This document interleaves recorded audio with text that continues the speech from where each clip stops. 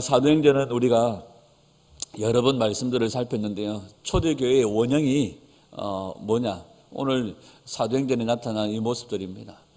정말 그들이 모일 때에 모이기를 힘쓰고 사도의 가르침을 받고 떡을 떼며 교제하고 또 그들이 어떻게 합니까? 기도에 항상 힘쓰는 이 모습들이 초대교회의 모습들입니다. 우리가 찬양하잖아요. 초대교회와 같은 권능으로 우리 가운데 우리 교회를 일으켜 주시고 우리 가운데 역사하여 주십시오. 하나님께서 우리 교회 가운데 초대교회 같은 역사로 초대교회 같은 권능으로 역사하시고 하나님께서 우리를 사용하여 주실 줄 믿습니다. 22절을 한번 같이 읽겠습니다. 22절 우리 읽지는 않았지만 22절입니다. 시작.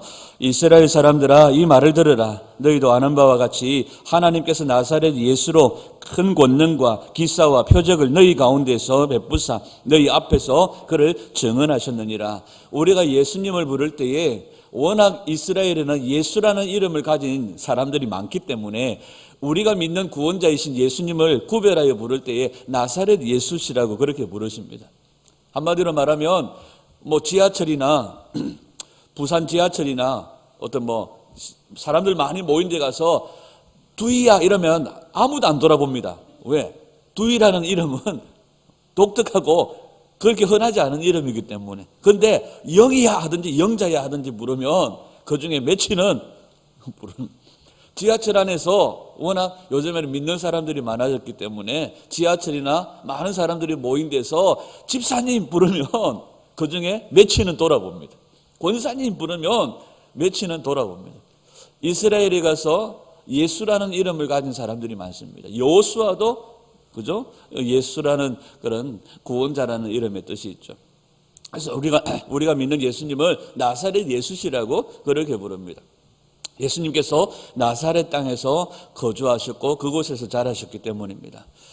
저는 나사렛이라는 것을 그냥 쉽게 아마 생각하고 우리 모두가 다 나사렛이라는 것을 아마 쉽게 여기면서 살았어요. 이 나사렛에서 예수님이 거주하시고 자라셨다는 이것이 아주 독특한 우리 예수님의 구속 사역에 있어서 독특한 아주 의미를 가지고 있더라고요. 제가 이번 주에 좀 그걸 느꼈는데 그건 오늘 설명할 게 아니고요. 나사렛이라는 의미는 예수님이 나시린으로서 구별되어지고 준비되어졌다는 그런 의미도 있지만 지형적으로 볼 때 이 나사렛이라는 동네 옆에 어떤 동네가 있느냐면 나인성 우리가 잘 아는 나인성이라든지 또 기드온이 미디안과의 전쟁을 벌였던 그 동네, 그러니까 지형적으로도 그곳에 예수님이 오셔서 하실 영적인 상황들을 설명하는 성경의 많은 역사의 이야기들이 그 나사렛과 그 주변에 있는 나인과 또 그라사 이런 지형들이 그곳에 다 모여 있더라고요. 그 지도를 보니까 예수님이 그곳에 오신 이유가 있습니다. 영적으로 어두운 그 어둠의 장막들을 다 걷어내시고 어둠에서 그의 백성들을 구원하시기 위해서 죽은 자들을 살려내시기 위해서 예수님이 오셨다는 거죠. 그 나사렛에서 거주하셨던 예수님을 친히 하나님의 아들이다, 이가 메시아다 하시는 것을 누가 증명하셨느냐? 오늘 성경은 하나님이 친히 증명하셨다고 말씀하세요. 그 나사렛 시골 땅에 거주하고 있던 예수님이 바로 메시아다, 그가 구원자다, 그가 하나님의 아들이다 하신 것을 오늘 성경에 보면 누가 증명하셨다고요? 하나님이 증명하셨다고 말씀하세요. 2절에 하나님께서 나사렛 예수로 어떻게 해요? 증명하셨다 그렇게 말합니다. 뭘 가지고 증명하셨습니까? 큰 권능과 기사와 표적을 드러내심으로 증명하셨다는 거예요. 표적과 기적과 기사, 이적을 주신 이유는 뭐냐면 예수 그리스도를 증명하시기 위해서 하나님이 나타내신 일입니다. 그런데 예수님을 드러내시고 그가 하나님의 아들이심을, 그가 메시아이심을 드러내시기 위해서 권능과 기사와 기적을 사용하신 거예요. 표적을 사용하신 거예요. 그러면 주가 뭡니까? 예수님이 그리스도시라는 거죠. 예수님이 하나님의 아들이시라는 거죠. 예수님이 구원자시라는 거죠. 이걸 봐야 되는 겁니다. 그런데 이건 안 보고 사람들이 권능과 기사와 기적만 주목하는 것이 문제라는 거죠.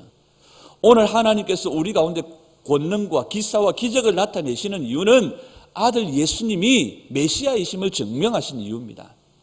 그리고 오늘 성경에 보면 그냥 권능이라고 말하지 않아요. 무슨 권능입니까? 큰 큰 권능입니다. 오늘 우리 가운데 하나님께서 큰 권능을 드러내셔서 예수님이 그리스도이심을, 예수님이 하나님의 아들이심을 드러내시는 이 초대교회의 역사가 오늘 우리 보암로교회 가운데 있기를 주님의 이름으로 축복합니다. 아멘. 킹 제임스 버전에 보면 23절을 이렇게 설명을 해요. 이 예수가 하나님의 아들이심에도 불구하고 메시아이심에도 불구하고 이 예수님이 버림을 받으신 이유는 하나님께서 정하신 계획을 따라 또 미리 알고 계신 대로 예수님이 버림을 받았다고 말씀하세요. 오늘 우리가 가지고 있는 성경 23절을 한번 같이 읽습니다. 시작. 그가 하나님께서 정하신 뜻과 미리 아신 대로 내준 바 되었거늘 너희가 법 없는 자들의 손을 빌려 못 박아 죽였으나, 예수님이 미리 아시고도 십자가에 못 박혀 죽으셨어요. 이것은 하나님이 정하신 하나님의 뜻이라고 말합니다. 하나님이 이것을 정하셨고 예수님도 미리 아신 바 되어졌는데 우리 같으면 어떡할까요? 십자가에 죽는 것을 미리 알고 있어요. 그러면 어떡할까요? 도망을 가든지, 그죠? 이민을 가든지 아니면 숨어버리든지. 하나님께서 누굽니까? 요나에게 어디로 갔어요? 니느웨로 가서 회개의 복음을 외치라고 하셨을 때에 이 요나는 니느웨로 가지 않고, 니느웨가 이쪽입니다. 서쪽입니다. 니느웨로 가지 않고 요나는 어디로 도망갔습니까? 다시스로 도망갔습니다. 다시스는 완전 동쪽 끝입니다. 그리고 다시스로 도망가기 위해서 어디에 배 타고 갑니까? 욥바에서 배를 타잖아요. 욥바가 지금 이스라엘의 행정적인 수도인 텔아비브가 있는, 그러니까 지금 공항이 있는, 벤구리온 공항이 있는 텔아비브, 그것이 옛날 지명이 욥바입니다. 지금도 가면 야파 이렇게 쓰여져 있습니다. 거기서 배를 타고 어디로 도망가려고? 지중해를 넘어서 다시스로 도망가려고요. 근데 니느웨는 어디입니까? 서쪽 끝이에요. 지금으로 말하면 지금 시리아 국경이 보이는 아마 그쪽 끝입니다. 니느웨는 그 시리아 국경을 넘어서 성경으로 말하면 아수르, 바벨론 이쪽 땅이죠. 아수르, 바벨론의 수도가 니느웨이기 때문에. 자, 미리 알고 있으면 어떻게 해야 될까요? 이렇게 완전히 끝과 끝을 도망치든지 숨어버리든지 해야 되는데 예수님은 미리 아시고도 십자가의 그 길을 묵묵하게 가셨다는 거예요. 왜? 하나님이 정하신 뜻인 줄 알았기 때문에. 예수님이 힘이 없어서가 아닙니다. 능력이 없어서가 아닙니다. 12영이나 더 되는 천사들을 동원하실 수 있는 분이십니다. 그런데 왜 그가 십자가의 길을 가셨습니까? 그가 아시면서도 왜 그 길을 가셨습니까? 힘이 없어서가 아니라, 능력이 없어서가 아니라 뭐 하시기 위해서요? 하나님의 뜻, 정해진 하나님의 뜻을 이루시기 위해서입니다. 미리 정해진 하나님의 뜻이기 때문에 하나님 그 뜻을 이루시기 위해서 예수님은 그 길을 가셨다는 거죠. 여러분, 오늘 우리가 어떤 목적으로 살아야 됩니까? 하나님의 뜻을 이루는 삶을 살아야 됩니다. 우리는요, 알고도 하지 않습니다. 하나님 마음을 부어주시지만 하지 않습니다. 하나님의 뜻을 이루는 교회, 하나님의 뜻을 이루는 삶이 되기를 주님의 이름으로 축복합니다. 우리의 삶이 그런 삶이 되어져야 돼요. 우리는 알면 도망가 버립니다. 우리 보암로교회가 어려운 시절을 지나올 때 하나님께서 여러 가지 모양으로 말씀하셨어요. 근데 감사한 것은 그때 당시에는 희미하게 이게 뭔지를 몰랐어요. 지나고 나니까 그거였구나. 그때 만약에 분명히 알았다면 도망을 치든지 했을 텐데 희미하게 알 듯 말 듯 하셔가지고 이게 뭐지 하고 고민하다 보니까 훅 지나가 버렸어요. 그게 오히려 감사했던 것 같아요. 여러분, 하나님의 뜻을 이루는 우리 삶이 되기를 원하고 우리 삶의 목적이 하나님의 뜻을 이루는 교회, 그런 삶이 되기를 주의 이름으로 축복합니다. 24절을 한번 같이 읽습니다. 24절 시작. 하나님께서 그를 사망의 고통에서 불어 살리셨으니 이는 그가 사망에 매여 있을 수 없었습니다. 아멘. 여러분, 예수님께서 힘이 없지도 않고 능력이 있으셨지만 하나님의 뜻을 이루기 위해서 십자가에 못 박혀 죽였었습니다. 그런데 하나님께서 그를 사망에 내버려 둘 수가 없었습니다. 하나님도. 왜 그러셨습니까? 하나님도 그를 사망에 내버려 둘 수가 없었어요. 왜 그러셨을까요? 하나님 아버지께서 하신 말씀이 계시기 때문에, 하나님 아버지께서 하신 약속이 있으시기 때문에. 오늘 이 본문 말씀을 인용하는 말씀이 구약의 시편 16편 말씀입니다. 16편 10절을 한번 같이 읽겠습니다. 시편 16편 10절 시작. 이는 주께서 내 영혼을 수월에 버리지 아니하시며 주의 거룩한 자를 멸망시키지 않으실 것임이니라. 시편 16편에 하나님은 이 아들 예수를 사망 가운데 버려두지 않으시고 이 거룩한 자를 멸망시키지 않으실 것이라고 미리 예언을 하셨어요. 미리 약속을 하셨어요. 하나님이 약속하셨기 때문에 하나님은 그 약속을 지킬 수밖에 없으신 거죠. 그래서 아들 예수님을 사망에 내버려 둘 수 없는 거예요. 이사야 53장에도 성경 여러 곳에 욥기에도 하나님은 부활을 말씀하셨고 아들 예수님을 죽음 가운데 내버려 두지 않으실 것이라는 것을 하나님은 미리 약속하셨기 때문에 하나님은 그 약속을 지키시기 위해서 아들 예수님을 사망 가운데 내버려 둘 수 없었다는 거예요. 그래서 사망 가운데서 예수님을 일으키셨다고 말씀하십니다. 오늘 본문 우리 뒤쪽에 31절을 한번 볼까요? 31절 시작. 미리 본고로 그리스도의 부활을 말하되 그가 음부에 버림이 되지 않고 그의 육신이 썩음을 당하지 아니하시리라 하더니, 다윗을 통하여 주님은 하나님은 아들 예수님이 어떻게 하시고요? 음부에 버림이 되지 않고 그의 육신이 썩음을 당하지 않게 하실 거라고 하나님이 약속하셨거든요. 하나님은 그 약속을 지키시기 위해서 아들 예수님을 사망해서 일으키셨다고 말씀하세요. 마태복음 16장 18절 시작. 또 내가 네게 이르노니 너는 베드로라. 내가 이 반석 위에 내 교회를 세우리니 음부의 권세가 이기지 못하리라. 아들 예수님을 일으키신 하나님은 그의 교회를 반석 대신 예수 그리스도 위에 세우시고 이 교회를 음부의 권세가, 사망의 권세가 이기지 못하도록 이 교회 또한 붙들어 주실 것이라고 하나님께서 말씀하고 계시는 것입니다. 하나님은 그 약속대로 교회가 음부의 권세가 이기지 못하는 교회로 세워지고 하나님의 뜻을 이루는 교회로 사용되어질 줄 믿습니다. 아멘. 그런데 이스라엘 백성들은요, 구약에 예언되어진, 다윗을 통하여 선지자들을 통하여 예언되어진 그 말씀들을 뭘로만 알고 있었기 때문에, 머리로만 알고 있었기 때문에 예수님을 십자가에 못 박아 죽여버린 거예요. 여러분, 성경을 머리로만 알고 있으면 안 됩니다. 아멘. 몸으로 하세요. 몸으로. 온몸으로 하나님을 알고 온몸으로 말씀을 알고.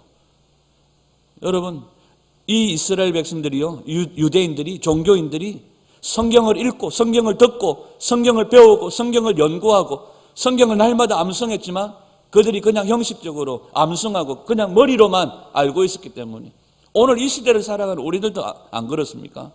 얼마나 요즘에 성경적인 지식들이 뛰어난지 몰라요. 목사보다도요 더 뛰어난 성경적인 지식들을 가지고 있어요. TV에 자주 나오는 돌인가 하는 그 머리 빡빡 깎은 신학대학을 나왔어요. 목사들인가 그래요. 근데 지복음에 빠져가지고 온갖 잡다한 소리들을 풀어내지만 그 입에 복음이 있던가요?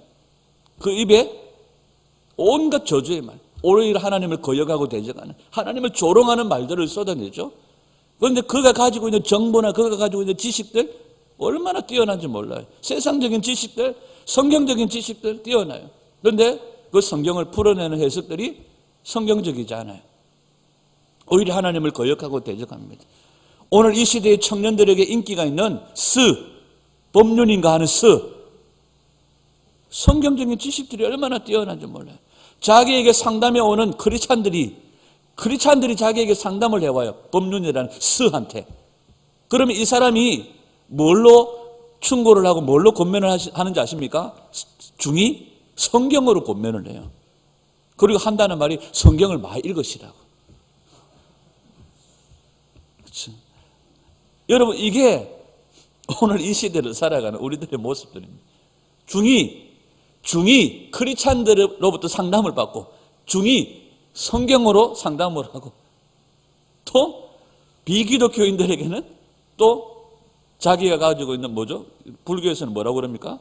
불교 경전으로 자기가 가지고 있는 상식으로. 이 사람들이 가지고 있는 성경 지식들이 머리에 가득해요. 그런데 오히려 하나님을 거역하고 대적하는 그런 도구로서. 여러분, 우리가 머리로만 성경을 알면 안 돼요. 우리가 항상 얘기하잖아요. 성경을 뭐 하기 위해서 읽지 마라? 정보를 얻기 위해서 성경을 읽거나 말씀을 듣지 말라는 거예요. 살아드리기 위해서 하나님의 말씀을 듣고 살기 위해서 하나님의 말씀 앞에 서라는 거죠. 아멘. 25절을 같이 읽습니다. 25절입니다. 시작. 다윗이 그를 가리켜 이르되 내가 항상 내 앞에 계신 주를 배웠으며 나로 요동하지 않게 하기 위하여 그가 내 우편에 계시도다. 다윗에게 하나님께서 말씀을 주셨습니다. 이 다윗이 그를 가리켜, 그가 누굽니까? 예수님이시죠. 자, 다윗이 그를 가리켜 내가 항상, 여기서 내는 누굽니까? 예수님이십니다. 항상 누구를 배워요? 주를 배웁니다. 주가 누굽니까? 아버지입니다. 예수님이 항상 아버지를 배웁는다는 거예요. 오늘 우리 삶이 이런 삶이 되기를 소원합니다. 아버지를 항상 배웁는 삶. 저희 부모님이 연세가 드셔서 병원에 계시는데, 아버님도 6.25 참전 용사가 되셔가지고 6.25 때 그런 어떤 부상을 입으셔가지고 이렇게 잘 안 들리세요.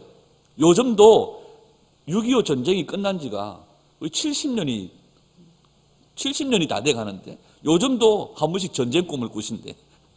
요즘도 포탄이 날아다니는 꿈을 꾸신대. 그만큼 전쟁의 충격들이 크신 거죠. 근데 기가 잘 어두우셔서 전화 통화가 힘들어요. 그래서 아들입니다 하면 못 알아들었어요. 그래서 보청기를 끼시거나 그렇게 해야 이렇게 대화가 가능하죠. 그래서 한 번씩 저희 어머니에게 전화를 하면 제가 하도 이렇게 전화도 자주 못하고 자주 찾아뵙지도 못하고 이러니까 어머니는 한 번씩 저한테 농담처럼 아니라 약간 삐진 듯이 아들입니다 이러면 나는 아들이 한 개밖에 없는데 아들이 원래 2개인데 작은 아들입니다. 작은 아들이 누구더라 이렇게 하세요. 그러니까 오래간만에 전화하니까 조금 섭섭하신 거예요. 여러분, 우리가 하나님을요 자주 배워야 됩니다. 아멘. 여러분, 예수님은요 항상 주님을 배웠다고 말씀하세요. 우리 하나님 앞에 하나님 아들 현주입니다. 현주이가 누구더라 이러면 큰일 납니다. 예수님은 항상 주님을 배웁니다. 항상 아버지를 배우며, 예수님은 그 길을 가는 동안, 십자가의 길을 가는 동안 항상 아버지를 배우며, 아버지께서 그를 어떻게 하셨다고요? 예수님은 아버지를 배우며 아버지께로부터 힘을 얻었는데 아버지 또한 예수님을 어떻게 하셨다고 말합니까? 요동하지 않게 해주셨다는 거예요. 그 길을 갈 수 있도록 요동하지 않게 해주셨다는 거예요. 예수님은 이 길을 가는 동안 아버지를 배우며 아버지의 얼굴을 구하며 아버지와 교제하며 아버지로부터 힘을 얻고, 아버지는 아들 예수님을 이 길을 가는 동안 요동치 않도록 지켜주시고 붙들어주시고 힘이 되어주셨다는 거예요. 오늘 우리 모두가 이 길을 가는 동안 아버지를 배우며 아버지와 교제하며 아버지께서 요동치 않게 붙들어주시고 그늘이 되어주시고 힘이 되어주시는 그 은혜를 누리고 경험하는 저와 여러분들이 되시기를 축복합니다. 아멘. 기독교는 하나님과의 관계 속에서 복을 누리는 줄 믿습니다. 아멘. 제가 이스라엘 땅 가운데 헤브론을 좋아한다고 그랬잖아요. 헤브론이라는 뜻이 뭡니까? 주님과의 친밀함입니다. 그곳에서 아브라함이 하나님과의 친밀함을 누렸고, 이삭이 그곳에서 하나님과의 교제를 누렸고, 야곱이 그곳에서, 요셉이, 그의 백성들이 그곳에서 번성해 나가고 번성해 나갔던 것을 보게 되어지죠. 여러분, 우리가 하나님과의 친밀함을 통하여 하나님과 교제의 자리에서 번성해 나가고 번성해 나가야 되는 줄 믿습니다. 이것이 없이 번성만 하면 그건 저주예요. 하나님과의 친밀함을 통하여 우리는 번성하고 뻗어나가야 되는 줄 믿습니다. 예수님은 아버지와의 교제를 통하여 그 길을 가셨고, 아버지는 그를 요동치 않게 그늘이 되어주시고 힘이 되어주셨습니다. 아멘. 오늘 우리가 하나님과의 관계 속에서 주님과의 친밀함, 주님의 얼굴을 구하고 영광을 구하여서 아버지와의 친밀함 속에서, 관계 속에서 뻗어나가는 그런 은혜가 있으시기를 주님의 이름으로 축복합니다. 우리의 행복은 하나님과의 관계 속에서 오는 줄 믿습니다. 아멘. 시편 121편 5절입니다. 시편 121편 5절 시작. 여호와는 너를 지키시는 이시라. 여호와께서 내 오른쪽에서 그늘이 되시나니. 아멘. 16편 8절 시작. 내가 여호와를 항상 내 앞에 모시며 그가 나의 오른쪽에 계심으로 내가 흔들리지 아니하리로다. 오늘 이 말씀의 인용이 바로 시편 16편에서 인용되어졌는데요, 오늘 본문에는 내가 항상 내 앞에 계신 주를 배웠으며 이렇게 말하잖아요. 그런데 시편 16편에는 내가 여호와를 항상 내 앞에 모시며, 우리 예수님은 이런 삶을 사셨다는 거예요. 그가 나의 오른쪽에 계심으로 그가 나를 흔들리지 않게 해주셨다는 거예요. 그가 나를 요동치 않게 해주셨다는 거예요. 그가 내 우편에 그늘이 되셔서 나를 인도해 주셨다는 거죠. 우리 예수님도 이렇게 하셨습니다. 우리는 어떻게 해야 될까요? 당연히 이런 삶을 살아야 되는 거죠. 아멘. 26절입니다. 시작. 그러므로 내 마음이 기뻐하였고 내 혀도 즐거워하였으며 육체도 희망에 거하리니. 이렇게 내 앞에 하나님을 모시고 살았더니 어떻게 하셨다고 말합니까? 내 마음이 기뻐했다는 거죠. 예수님은 십자가를 억지로 지지 않았습니다. 구레네 시몬은 억지로 십자가를 졌지만 억지로 저도 하나님께서 복을 주셨죠. 그러나 예수님은 십자가를 억지로 지지 않았습니다. 예수님은 그 길을 억지로 가지 않았습니다. 어떻게 가셨습니까? 기쁨으로 가셨다는 거예요. 기쁨으로. 여러분, 우리에게 주어진 일들을 기쁨으로 감당할 수 있기를 축복합니다. 억지로가 아니에요. 어떤 아들이 주일날 아침에 어머니에게 이렇게 얘기합니다. 엄마, 오늘 나 교회 안 갈래. 아들아, 왜 교회 안 가려고? 아, 교회 안 갈 거야. 오늘 나 교회 안 갈 거야. 감히 교회 가면 장로님이 힘들게 하고 집사들이 싸우고, 그래서 나 교회 안 갈래. 그래도 교회 가야지. 주일은 예배 드리는 날이잖아. 야, 왜 교회 안 가려고? 교회 가야지. 그래도 예배 드리는 날에. 아, 그래도 안 갈래. 교회가 완전히 세상판도 아니고 나 교회 가기 싫어. 엄마가 결정적인 말을 하십니다. 야, 네가 그래도 교회 가야지. 네가 그 교회 담임 목사잖아. 뭐 이런 예화 들어보신 적 있으시죠? 여러분, 억지로가 아니에요. 제가 지나간 얘기를 이제는 안 하려고 하는데, 교회가 많이 힘들 때, 저 밑에 사택에 있을 때, 이 올라오는 계단이 올라오기 싫은 거예요. 계단 밑에서 위를 쳐다보면. 계단이 높지도 않잖아요. 요 밑에 계단이. 위를 쳐다보면. 또 올라가야 되나. 이럴 때가 있었습니다, 사실. 또 올라가야 되나. 이럴 때가 있었어요. 근데 주일날 예배를 드릴 때요, 예배 드리는 것이 기쁘잖아요. 솔직히 제가 말씀드릴게요. 예배를 드리고 나면요, 성도들이 이렇게 도란도란 이야기를 나누고 있으면 제 마음에 무슨 생각이 드느냐 하면, 예배를 마쳤으면 빨리 집에 가죠. 왜 안 가고 이렇게 얘기하고, 빨리 집에 갔으면 좋겠다. 그래서 빨리 집에 내가 들어가서 옷 벗고 쉬었습니다. 이런 마음들이 내 안에 드는 거예요. 여러분, 우리가 이 길을 억지로 이제 안 갔으면 좋겠어요. 하나님께 주시는 기쁨으로 그 길을 가기를 소원합니다. 예수님은요, 기쁨으로 그 길을 가셨어요. 아멘. 여러분, 하나님께서 그를 붙들어 주심으로 요동치 않게 하시고, 뭐가 충만해요? 그 안에 내 마음이 기뻐하였다고 말씀하셨어요. 예수님이 그 십자가의 길을 미리 알고 계셨는데도 그가 그 길을 가셨는데 기쁨으로 그 길을 가셨다는 거예요. 그리고 입에 뭐가 가득해요? 혀도. 여러분들이 혀는 언제 즐겁습니까? 맛있는 거 먹을 때. 아니면 뒤에서 돌아서서 뒷담화 깔 때. 이럴 때 진짜 즐겁잖아요. 저도 그럴 때가 있습니다. 뒷담화 깔 때. 여러분, 여자분들은요, 뒤에서 이거 깔 때에 스트레스가 풀린대. 건강이 회복된대. 여러분, 우리의 혀는 먹을 때, 우리의 혀는 막 다른 사람들 씹을 때 즐거울지 모르지만, 예수님의 혀는 언제 즐거워? 아버지께서 붙들어 주시고 이 길을 가는 동안 주님은 기뻐하였고 내 혀도 즐거웠다는 거예요. 이 혀가 즐거웠다는 게 뭘까요? 우리의 혀가 즐거울 때 어떤 표현들이? 찬양이죠, 찬양. 그죠? 찬양. 또 뭐가요? 감사. 기쁨의 고백들이 나왔다는 거예요. 십자가를 지고 가는 예수님이, 십자가의 죽음의 길을 향하여 가는 예수님이 혀가 즐거웠다는 거예요. 아버지를 향하여 감사, 아버지를 향한 기쁨의 찬양이 넘쳐났다는 거죠. 그리고 날마다 주님 앞에 기도하면서 이 길을 갔다는 거죠. 여러분, 우리가 이 길을 가는 동안 우리 혀에 즐거움이 가득하기를 축복합니다. 찬양과 감사와 기쁨이 넘쳐나기를 주의 이름으로 축복합니다. 아멘. 요한복음 8장 29절입니다. 요한복음 8장 29절 시작. 나를 보내신 이가 나와 함께 하시도다. 나는 항상 그가 기뻐하시는 일을 행함으로 나를 혼자 두지 아니하셨느니라. 아멘. 나는 항상 그가 기뻐하시는 일을 행하였고 그는 붙들어 주셨고 그래서 주님은 기쁨으로 그 길을 가셨고 혀에는 즐거움이 찬양과 감사가 기쁨의 노래가 그 입술에 그 혀에 가득했다는 거죠. 여러분 우리 이런 예수님이 걸어가셨던 이 즐거움의 길을 우리도 걸어갈 수 있기를 축복합니다. 아멘. 찬양하면서 가기를 원합니다. 감사하면서 가기를 원합니다. 또 내가 해야 되나? 이게 아니라 여러분 기쁨으로 감사하며 찬양하며 가기를 축복합니다. 아멘. 자, 27절입니다. 27절, 28절 시작. 이는 내 영혼을 음부에 버리지 아니하시며 주의 거룩한 자로 썩음을 당하지 않게 하실 것이미로다. 주께서 생명의 길을 내게 보이셨으니 주 앞에서 내게 기쁨이 충만하게 하십니다. 여러분 예수님이 미리 뭘 보셨어요? 그리스도의 부활을 보여주셨고 아버지께서 그에게 생명의 길을 보여주셨다는 거예요. 음부에 버리지 않게 하실 것을 미리 아셨다는 거죠. 우리 기도할 때 하나님께서 우리에게도 이런 특별한 은총을 보여주시고 알게 하시는 은혜가 있으시기를 축복합니다. 다윗이 하나님께서 미리 이 모든 것들을 미리 봤습니다. 성경 한번 볼까요? 30절입니다. 시작.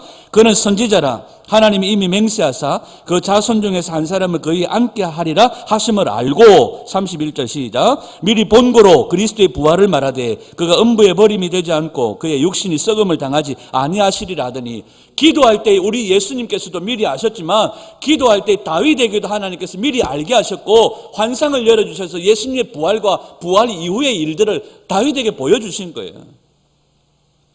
다윗은 미리 그가 그리스도의 부활과 부활 이후의 일들을 다윗이 미리 보고 알았다는 거예요. 아멘. 우리도 기도할 때에 이런 은총이 있을 줄 믿습니다. 여러분 그냥 내게 주어진 일들을 충성스럽게 감당하지만 하나님께서 우리로 하여금 미리 알게 하시고 보게 하셔서 미리 그 일들을 대비하고 또 기쁨으로 그 길을 달려가게 하시는 그런 은혜가 있으시기를 축복합니다. 우리가 기도할 때 하나님께서 우리에게 보여주시는 특별한 은총들이 우리 가운데 풀어질 줄 믿습니다. 아멘. 다윗처럼 미리 보고 미리 알고 말씀을 통하여 배우고 또 다윗처럼 미리 보고 환상을 통하여 다윗처럼 하나님의 음성을 듣고 기도할 때 열어주시는 특별한 하나님의 은총과 계시들을 오늘 우리 가운데 풀어주시기를 주의 이름으로 축복합니다. 여러분 주님을 경험하는 성도들이 되시기를 축복해요. 다윗은 미리 경험했고 하나님을 말씀을 통하여 경험했고 환상을 통하여 경험했고 음성을 통하여 경험했고 다윗은 하나님을 경험했습니다. 우리 부암동교회가 주님을 경험하는 성도들이 되기를 소원합니다. 아멘. 아멘. 다윗은 뭐라고 말합니까? 왕이었지만 선지자였다고 말씀해요. 유다서 1장 14절을 한번 읽어볼까요? 유다서 1장 14절 시작. 아담의 7대손 에녹이 이 사람들에 대하여도 예언하여 이르되 보라 주께서 그 수만의 거룩한 자와 함께 임하셨나니. 여러분 에녹이라는 이 할아버지는요 아담 때의 사람이잖아요. 그죠? 아담 좀 밑에 아담의 몇 대손입니까? 7대손입니다. 그러니까 이 형님은 형님이라고 부르기가 좀 뭐하신 분이. 근데 이 에녹이 뭘 본 거예요? 주님의 강림하심을 본 거예요. 예수님께서 그의 성도들과 수많은 성도들과 함께 오시는 장면들을 본 거예요. 그러면 도대체 우리는 뭡니까? 성령님이 임하셨고 성령님이 오늘 우리와 함께 하시며 예전에는 뭐 성령님이 예를 들어 표현이 그러나 성령님이 옛날에는 들락날락 하셨지만 지금은 성령님이 우리 안에 성전 삼으시고 거하시는데 오늘 우리는요 이거 약간 욕심이 생기지 않습니까? 약간 좀 흥분되지 않습니까? 아버지 아니 에녹 형님한테는 보여주시고 다윗 형님도 보셨는데 성령님 우리에게도 알게 하시고 보여주셔서 우리가 그걸 보고 기도하게 해주십시오. 기도할 때 하나님께서 우리 가운데 허락하신 특별한 은총이 우리 보암동교회 안에 풀어지기를 주의 이름으로 축복합니다. 아멘. 37절입니다. 37절 시작. 그들이 이 말을 듣고 마음에 찔려 베드로와 다른 사도들에게 물어 형제들아 우리가 어찌할꼬 하거늘. 여러분 전하는 자와 듣는 자에게 뭐가 임하여요? 성령이 동일하게 임하셔서 전하는 자가 성령으로 말씀을 전하였더니 듣는 자도 마음에 찔려서 어떻게 해야 됩니까? 동일하게 전하는 자와 받는 자 사이에 성령님이 역사하셔서 성령님께서 그의 마음과 귀를 사로잡으시는 은혜가 있습니다. 여러분 우리 부암동교회 안에 듣는 자 듣는 자와 전하는 자 사이에 성령님 임하셔서 마음과 귀를 사로잡으시고 말씀을 깨닫게 하시고 그 말씀 앞에 겸비하여지는 그런 은혜가 부어지기를 축복합니다. 아멘. 여러분, 예수님께서 성령을 주셔서 전하는 자와 듣는 자 사이에 깨닫게 하시는, 마음과 귀를 열어주시는 그런 은혜가 있습니다. 아멘. 디도스 3장 6절과 7절입니다. 디도스 3장 6절 7절 시작. 우리 구주 예수 그리스도로 말미암아 우리에게 그 성령을 풍성히 부어주사 우리로 그의 은혜를 힘입어 의롭다 하심을 얻어 영생의 소망을 따라 상속자가 되게 하려 하심이라. 예수 그리스도로 말미암아 우리에게 성령을 풍성하게, 더 풍성하게 부어주셔서 이렇게 깨닫게 하시는, 우리 안에, 초대교회 안에는 유무상통의 은혜가 있었잖아요. 자기 것을 자기 것이라 여기지 않고 서로 물건을 팔고 공용하면서 서로 나누었잖아요. 우리 안에 영적인 유무상통의 은혜가 있기를 축복합니다. 아버지와 우리 사이에 유무상통하는 은혜가 있기를 축복합니다. 아버지와 우리 사이에 막힘이 없이 주님께서 풍성하게 부어주셔서 하나님을 더 알게 하시는 은혜가 있기를 축복합니다. 성령을 더 풍성히 부어주셨어요. 스가랴 12장 10절입니다. 스가랴 12장 10절 시작. 내가 다윗의 집과 예루살렘 주민에게 은총과 간구하는 심령을 부어주리니 그들이 그 찌른 바 그를 바라보고 그를 위하여 애통하기를 독자를 위하여 애통하듯 하며 그를 위하여 통곡하기를 장자를 위하여 통곡하듯 하리로다. 우리 가운데 주님께서 은총과 간구하는 심령을 부어주셔서, 성령을 부어주셔서 우리 안에 통회하고 애통하는 마음들이 부어지는 은혜가 있기를 축복합니다. 전하는 자와 듣는 자 사이에 성령께서 동일하게 역사하셔서 마음과 귀를 여시는 그런 축복이 있기를 간절히 소원합니다. 아멘. 38절입니다. 41절을 한번 같이 읽습니다. 41절 시작. 41 시작. 그 말을 받은 사람들은 세례를 받으며 이날의 신도의 수가 3천이나 들었다. 자, 이날에 믿는 자의 수가 몇 명이나 더하였어요? 3천이나 더하였습니다. 그런데 이 3천이라는 사람이 어떻게 생겨났습니까? 성령께서 전하는 자와 듣는 자 사이에 역사하셨기도 하셨지만 어떤 사람들이라고 설명을 합니까? 그 말을 받은 사람들이라고 얘기를 해요. 그 말을 받은 사람. 여기서 받은이라는 이 뜻이 그냥 듣는다는 의미가 아니에요. 듣는다는 의미가 아니에요. 온전히 받아들인다는 거예요. 온전히 받아들여. 그러니까 전적으로 취한다, 기쁨으로 영접한다, 그런 뜻을 가지고 있습니다. 그냥 말씀을 받을 때 그냥 오케이 이게 아니에요. 어떻게 해요? 기쁨으로 온전히 취한다는 것을 이야기합니다. 여러분, 오늘 우리가 하나님 말씀을 받을 때 온전히 내 것으로 기쁨으로 취하고 기쁨으로 받아들이는 그런 은혜가 있을 때에 이런 역사가 일어나는 줄 믿습니다. 아멘. 성령께서 또한 우리로 하여금 성령을 부어주셔서 말씀을 살아낼 수 있게 역사하시는 줄 믿습니다. 오늘 우리가 하나님 말씀을 살아낼 수 있도록 성령을 구하십시오. 그리고 온전히 하나님의 말씀을 구하고 받는 그런 저와 여러분들이 되시기를 축복합니다. 42절입니다. 시작. 저희가 사도의 가르침을 받아 서로 교제하며 떡을 떼며 기도하기를 전혀 힘쓰니라. 아멘. 여러분, 성령을 받은 것은요, 뭐에 불과하다? 시작에 불과하다. 경주는 시작에 불과하다. 성령을 받은 것은 시작에 불과합니다. 뭐 하라는 거요? 더 나아가라는 거예요. 누구와 함께? 성령과 함께 더 나아가라는 거예요. 계속적으로 부활 느껴 주시는 하나님의 부담감입니다. 더 나아가라는 거예요.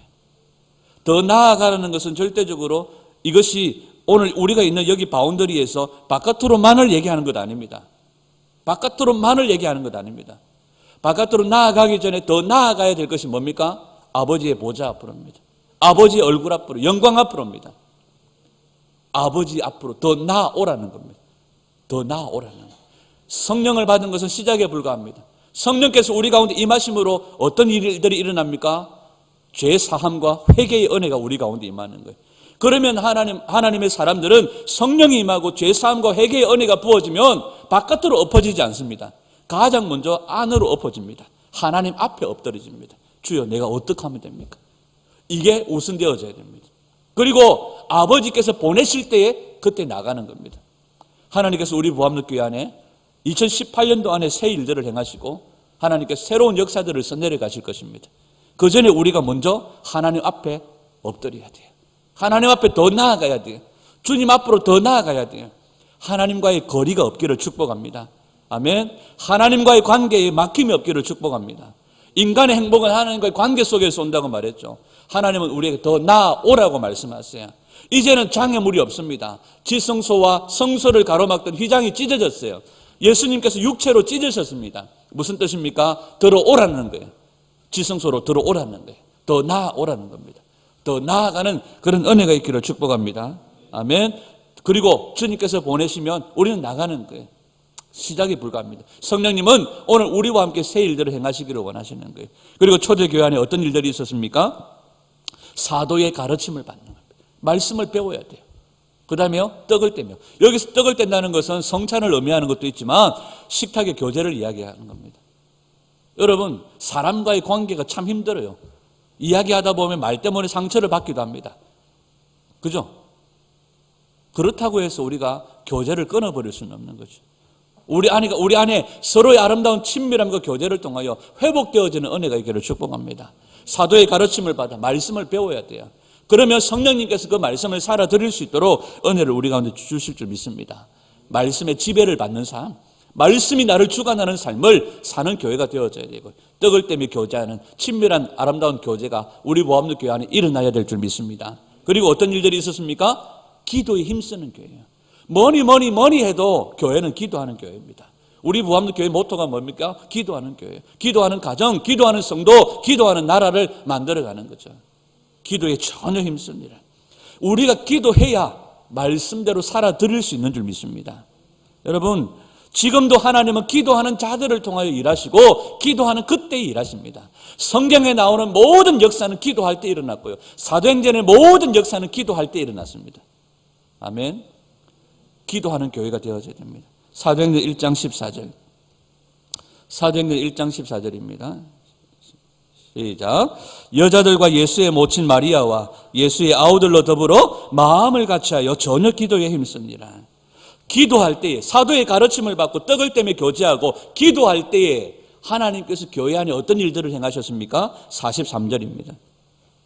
43절 시작. 사람마다 두려워하는데 사도들로 인하여 기사와 표적이 많이 나타나니. 성령 받고 말씀 배우고 기도하니까 교회 안에 변화되어진 모습들이 나타나요. 하나님을 두려워하는, 하나님을 경외하는 마음들이 일어납니다. 오늘날 이 시대의 교회 안에서마저도요, 하나님을 두려워하지 않아요. 자기 소견에 옳은 대로 사는 사람들이 얼마나 많은지 몰라요. 여러분, 하나님을 두려워하는 마음이 우리 예배와 삶에 가득하기를 주의 이름으로 축복합니다. 아멘. 하나님을 두려워하는, 가르침 받고 말씀 배우고 말씀이 지배하는 삶을 받고 기도하고 떡을 떼며 교제하니까 교회 안에 성령 받은 변화된 모습들, 하나님을 두려워하고 경외하는 모습들이 나타나는 거죠. 우리 예배 안에, 우리 삶 가운데 하나님을 두려워하는 삶이 우리 가운데 가득하기를 축복합니다. 출애굽기 1장 17절입니다. 출애굽기 1장 17절. 제가 읽어드릴까요? 시작. 그러나 산파들이 하나님을 두려워하여 애굽 왕의 명을 어기고 남자를 살린지라. 남자아이들을 다 죽이라고 했는데 히브리 산파가 남자아이들을 살린 거예요. 그 이유가 뭡니까? 바로보다도 누구를 두려워했어요? 하나님을 두려워했기 때문입니다. 1장 21절에 이렇게 얘기합니다. 산파는, 히브리 산파는 하나님을 경외하였으므로 하나님이 그들의 집에 왕성케 하였더라. 우리 안에 하나님을 두려워하는 삶이 가득하기를 축복합니다. 우리 예배가, 우리 삶이 하나님을 두려워하는 삶으로 가득하기를 축복합니다. 아멘. 여러분, 우리는 지금 뭘 소중하게 여기며 사십니까? 여러분들은 뭘 소중하게 여기며 사십니까? 신령이 뭘 소중하게 여기며 사십니까? 나는 이 나이가 됐는데 남자친구가 없어. 뭐 이런 거 아니지, 그치? 여러분, 우리는 뭘 소중하게 여기며 사십니까? 세상의 성공? 세상의 부입니까? 여러분, 하나님과의 친밀함입니다. 하나님과의 친밀함 속으로. 우리의 행복은 하나님과의 관계 속에서 옵니다. 하나님과의 관계 속으로, 더 깊은 관계 속으로 나아가기를 소원합니다. 오늘 아침에 제가 이 예배당에 나오기 전에 그런 마음이 드는 거예요. 다른 게 문제가 아니다. 우리 무함로 교회는 다른 게 문제가 아니다. 하나님과 이 관계가 회복되어지면 된다. 그러면서 따라 들어온 마음이 있었어요. 목사만 잘하면 된다. 나만 잘하면 된다. 여러분, 우리의 행복은 하나님과의 관계 속에서 오는 줄 믿습니다. 우리 하나님 앞으로 더 나아가기를 원합니다. 하나님 앞에 더 엎드러지기를 원합니다. 이걸 소중하게 여기며 살기를 소원합니다. 하나님께서 우리 걸음 이끌어 주실 줄 믿습니다. 아멘. 빌립보서 3장 8절 9절에 사도 바울은 내가 모든 것을 해로 여기면 내 주 예수 그리스도의 십자가 외에는 결코 뭐하기를 알지 않기로 원했고, 사도 바울은 내가 예수 그리스도를 아는 지식이 세상에서 가장 고상함을 안다고 그렇게 고백합니다. 여러분, 우리가 이걸 소중하게 여기며 살기를 소원합니다. 여러분, 우리가 하나님 보좌 앞으로 더 나아가기를 소원합니다. 그러면 하나님께서 우리 안에 기쁨이 충만하여 즐거움으로 이 길을 가게 하실 것입니다. 요동치 않게 붙들어 주실 것입니다. 그늘이 되어 주실 것입니다. 우리 혀에 찬양과 감사가 넘치게 하실 것입니다. 우리 예수님께서 가셨던 그 길을 우리가 함께 걸어가기를 원하고, 날마다 말씀의 지배를 받는 삶, 떡을 떼며 교제하는 우리 관계 속에서도 친밀, 그리고 기도하기를 힘쓰는 그런 교회가 되어져서 하나님께서 우리 가운데 행하시는 놀라운 역사를 우리 모두가 보기를 간절히 소원합니다.